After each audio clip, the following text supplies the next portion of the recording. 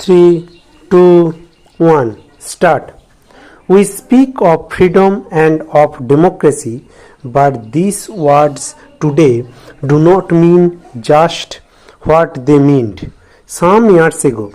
For instance, when the word democracy first came into being, it did not mean that everybody had the right.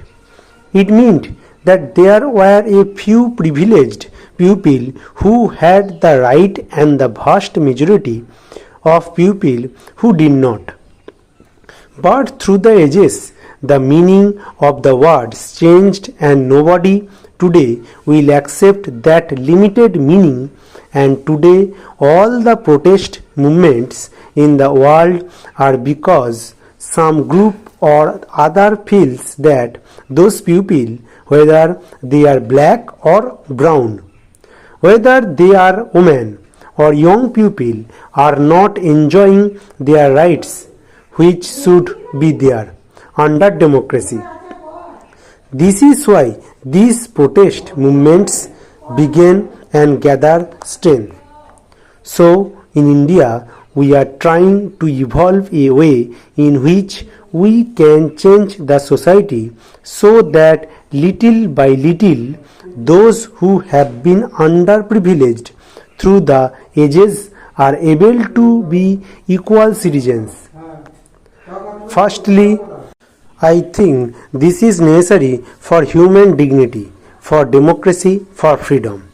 But apart from that, from the very particular point of view, it is equally important, because if it does not happen, then there will be tension and nobody will be able to prosper and will not have the kind of stable society in which there can be economic progress.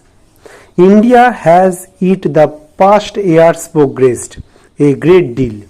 From independence right to 2010, our progress was quite spectacular.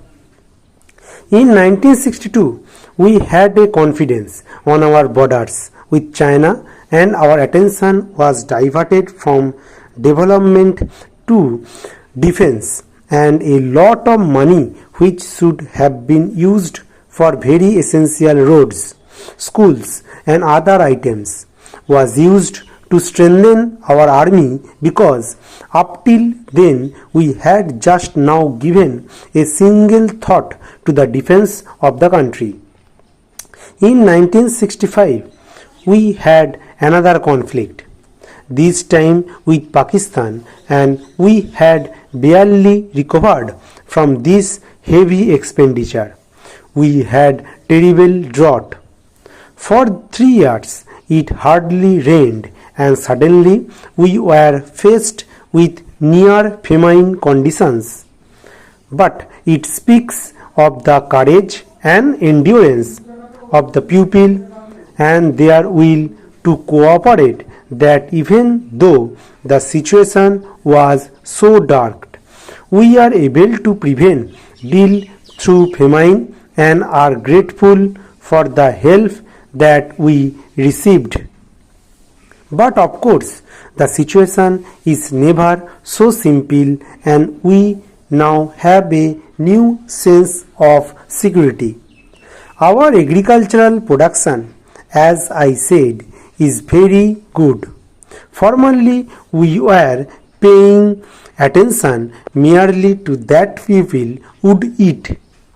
Now we are able to research in other farm projects which are called cash crops. In industry also, our productions has trebled. The number of children going to school is now very much greater, about 180 million. Our experience has been that every problem solved means a set of new problems.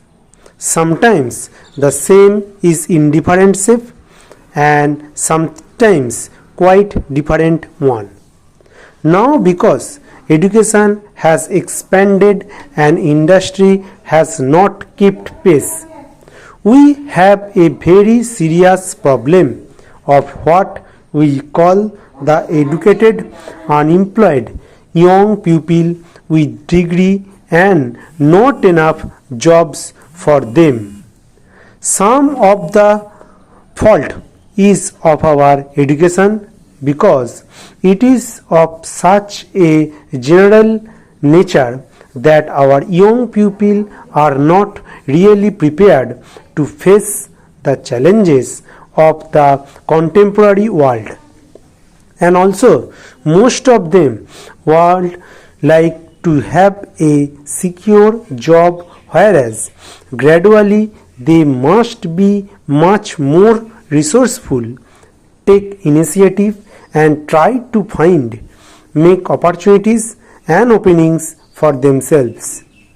Today, we sometimes have many areas where there is shortage of teachers, of doctors and even of engineers, and at the same time there are engineers, doctors and teachers who are unemployed because many of our young people do not want to go to the villages or to the mountains or to the forest areas.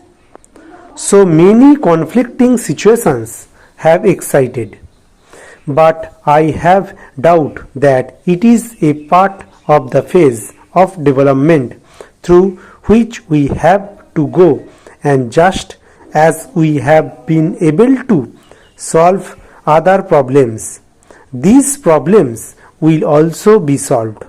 So far as employment is concerned, we have what we call caste programs, that is, we give top priority to certain schemes. They are not going to employ everybody, but even if it makes a small dent in the number of unemployed, we feel something has been achieved. So India is going ahead in every direction.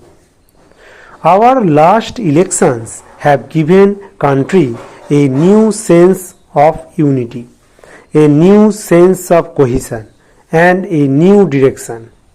What was extraordinary about these elections was not that a political party won a big majority, but that the ordinary pupil who had never bothered about politics, pupil who had not voted sometime in earlier elections, took this as their campaign.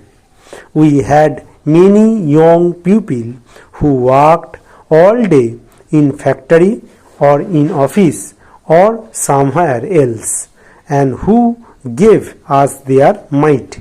Stop.